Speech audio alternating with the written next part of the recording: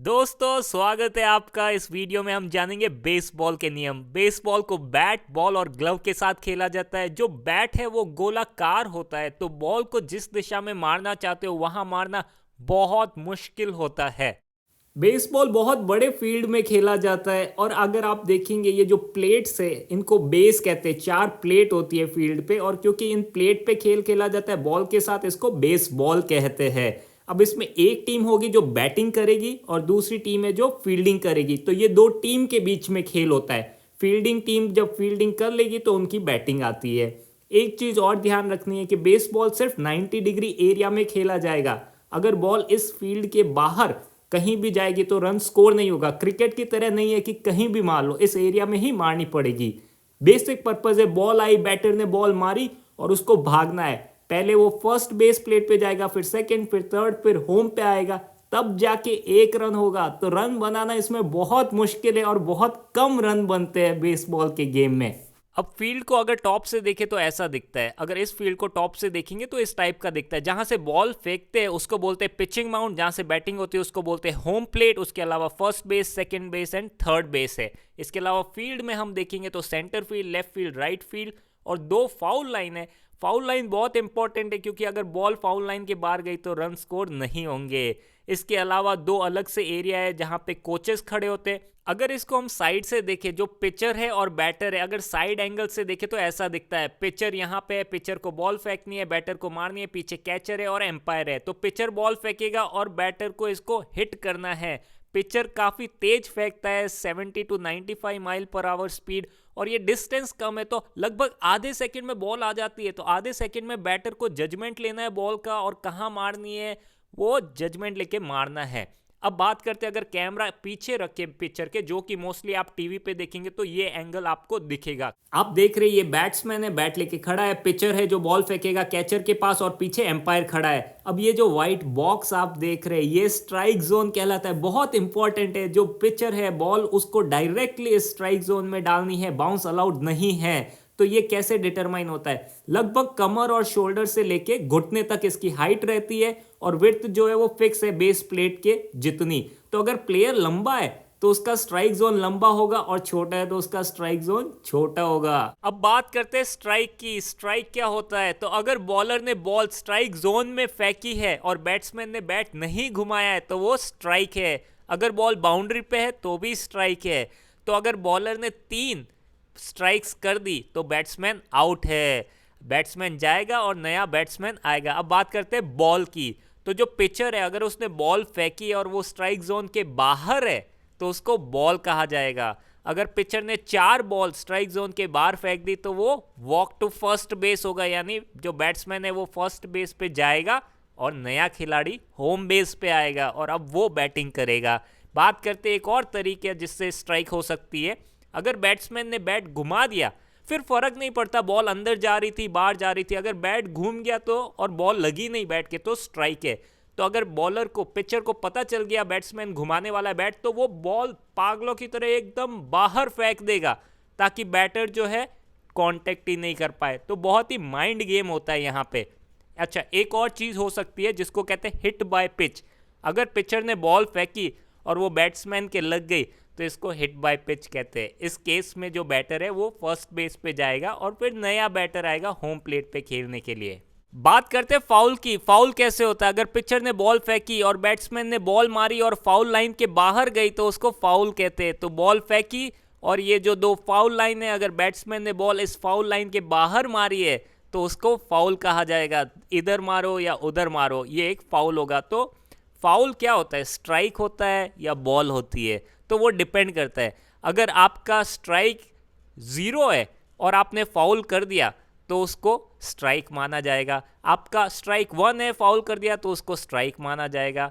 आपका 2 स्ट्राइक हुआ है और फिर फाउल हुआ तो फिर आपका स्ट्राइक 2 ही रहेगा, क्योंकि 3 स्ट्राइक होते ही बैट्समैन आउट हो जाएगा। तो अगर 2 स्ट्राइक पे और वो मार रहा है हर बॉल को, भले ही फाउल लाइन के बाहर जा रही है, फर्क नहीं पड़ता। अब बात करते हैं फेयर बॉल की। बॉल आई और प्लेयर ने प्लेइंग फील्ड के अंदर मारी, कहीं भी अगर प्लेइंग फील्ड के अंदर है तो फेयर बॉल कहते हैं, भले ही बाउंस अंदर है फिर फाउल लाइन के बाहर है चलेगा, तो ये सबको फेयर बॉल कहते हैं। अब फेयर बॉल हो गई तो बैट्समैन को फर्स्ट बेस पे जाना ही पड़ेगा, ऑप्शन नहीं है कि जाऊं नहीं जाऊं, अगर बॉल फेयर प्ले है जाना ही पड़ेगा। अब रिवाइज करते हैं जो सीखा, अगर बॉल स्ट्राइक जोन के अंदर है तो और बैटर ने बैट नहीं घुमाया उसको स्ट्राइक बोलेंगे, 3 स्ट्राइक मतलब आउट।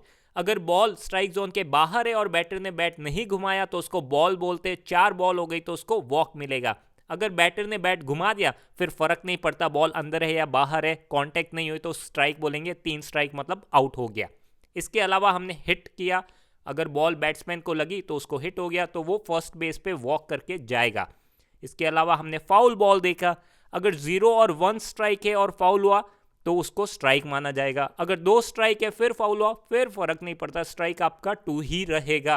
उसके अलावा हमने फेयर बॉल को जाना, अगर बॉल को फेयर फील्ड में खेला गया तो उसको फेयर बॉल बोलेंगे और बैट्समैन को फर्स्ट बेस पे जाना ही पड़ेगा। अब हम बात करते हैं कि आउट किस तरीके से हो सकता है। सबसे पहला तरीका है कि पिचर ने बॉल फेंकी और बैट्समैन ने घुमा दिया शॉट, बॉल हवा में और किसी ने कैच कर ली तो ये एक कैच आउट हो जाएगा। अब इसमें अगर बॉल बहुत ऊपर गई है इस बेस के बीच में ही तो उसको पॉप आउट बोलते हैं, और अगर फील्ड में कहीं दूर गई है और किसी ने कैच किया तो उसको फ्लाई आउट बोलेंगे। तो ये हो गया कैच आउट। अब दूसरा तरीका है पट आउट। इसमें क्या होगा, बैटर ने बॉल मार दी है, अब बैटर को फर्स्ट बेस पे भाग के जाना ही है, उसके पास ऑप्शन नहीं है, लेकिन वो फर्स्ट बेस पे पहुंचे उससे पहले अगर फील्डर बॉल लेके पहुंच गया बेस पे तो ये आउट हो जाएगा। तो यहाँ पे आप देखेंगे ये जो फील्डर है वो बैटर से पहले पहुंच गया मतलब बैट्समैन आउट हो गया है। अब बात करते हैं टैग आउट की। टैग आउट में ऐसा है कि बॉल बैट्समैन ने मारी, फील्डर आया, अब फील्डर के हाथ में बॉल है, अब या तो वो बेस पे जा सकता है बैट्समैन के जाने से पहले, या फिर वो अगर बैट्समैन को टच कर लिया फिजिकली, अगर उसने बैट्समैन को टच कर लिया और उसके हाथ में बॉल है तो भी वो आउट हो जाएगा और इसको टैग आउट बोलते हैं। अब एक सिचुएशन कंसिडर करेंगे हम, ठीक है। बॉल आई, बैटर ने मारी, फील्डर ने बॉल पकड़ ली यहाँ पे।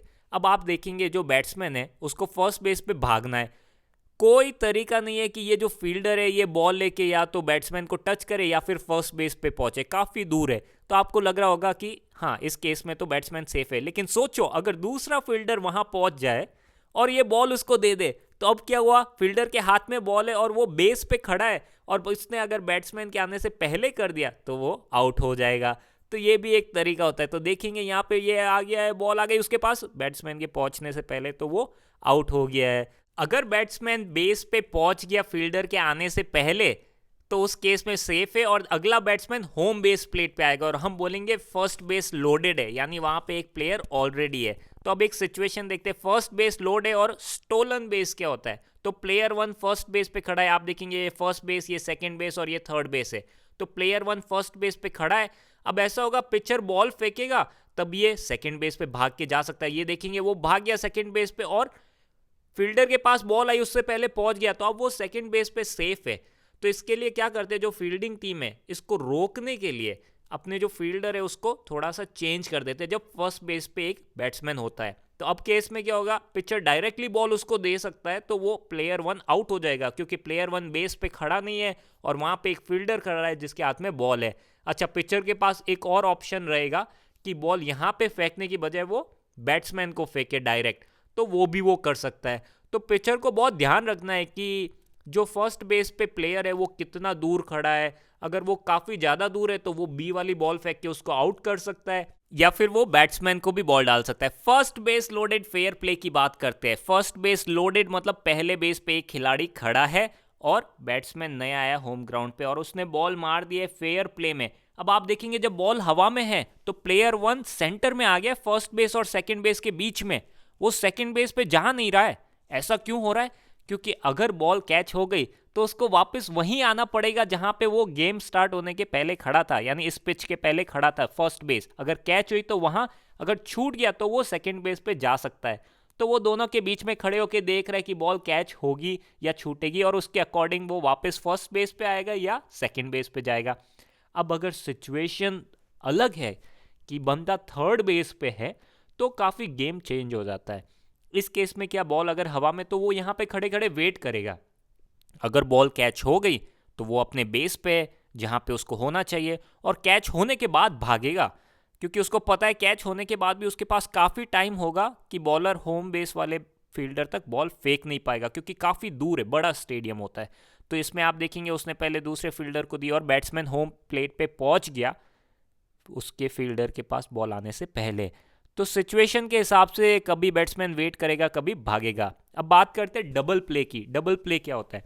तो इस सिचुएशन में आप देखेंगे फर्स्ट बेस लोडेड है, पिचर ने बॉल फेंकी, बैट्समैन ने बॉल मारी। अब जो फर्स्ट बेस लोडेड है उसको सेकंड बेस पे जाना ही पड़ेगा, और यहाँ पे क्या होगा कि वो सेकंड बेस पे जा रहा है, उससे पहले वहाँ एक फील्डर पहुंच गया और उसके हाथ में बॉल हो गई, तो वो बंदा आउट हो गया, और फिर उसने बॉल फर्स्ट बेस वाले को भेज दी, तो एक और बंदा भी आउट हो गया, तो दो दो बंदे आउट हो गए, तो इसको डबल प्ले बोलेंगे। बात करते हैं होम रन की। सबसे इंटरेस्टिंग पार्ट है बेसबॉल का। बॉल आई और बॉल को मार दिया स्टेडियम के बाहर, बाउंड्री के बाहर, तो उसको बोलेंगे होम रन। बॉल सीधा जाती है, उसको होम रन कहते हैं। जो आउटफील्ड फेंस है उसके ऊपर से बाहर जाती है बॉल, उसको होम रन कहते हैं। और होम रन के बाद उनके पास टाइम ही टाइम है, जितना भागो भागो। यहाँ पे देखा बॉल मारी है, अब सारे खिलाड़ी के पास टाइम है, वो आराम से 1 बेस 2 बेस 3 बेस से होते हुए होम बेस पे आएंगे, क्योंकि 4 खिलाड़ी होम बेस पे आए तो 4 रन है। अगर 2 खिलाड़ी है और होम रन हुआ तो 2 रन, 1 खिलाड़ी है होम रन हुआ तो 1 रन। यहाँ पे 4 खिलाड़ी थे और होम रन हो गया, तो यहाँ पे टीम को मिले 4 रन। तो होम रन बेस्ट पार्ट है बेसबॉल का। अब हम हाई लेवल पे समझते खेल को। तो पहले टीम ए आएगी बैटिंग करने, उनके 3 आउट होते ही उनकी बैटिंग खत्म, हाफ इनिंग खत्म। उसके बाद टीम बी आएगी बैटिंग करने, टीम बी बैटिंग करेगी, उनके 3 आउट होते हैं, उनकी हाफ इनिंग भी खत्म। तो इसको मिला के 1 इनिंग कहते हैं, जिसमें 6 आउट होते हैं। अच्छा, इसको देखने का एक और तरीका ऐसे हुआ कि फर्स्ट इनिंग में 2 हाफ हुए, टॉप हाफ और बॉटम हाफ। टॉप हाफ में बैटिंग करी ए टीम, फील्डिंग करी बी टीम, और बॉटम हाफ में बैटिंग करी बी टीम, फील्डिंग करी ए टीम। फर्स्ट इनिंग के बाद सेकेंड इनिंग होगी, जिसमें वापस पहले ए टीम बैटिंग करेगी, फिर बी टीम बैटिंग करेगी।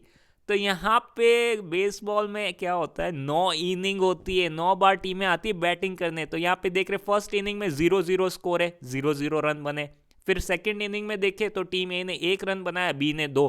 तो ऐसे हर इनिंग का स्कोर ये ऐड करेंगे और लास्ट में देखेंगे जिस टीम ने ज़्यादा बनाया, यहाँ पे टीम ए के 5 रन है, वो जीत गई। और स्कोर ऐसा ही होता है क्रिकेट की तरह नहीं, 300 200, 5 6 7 रन 10 रन।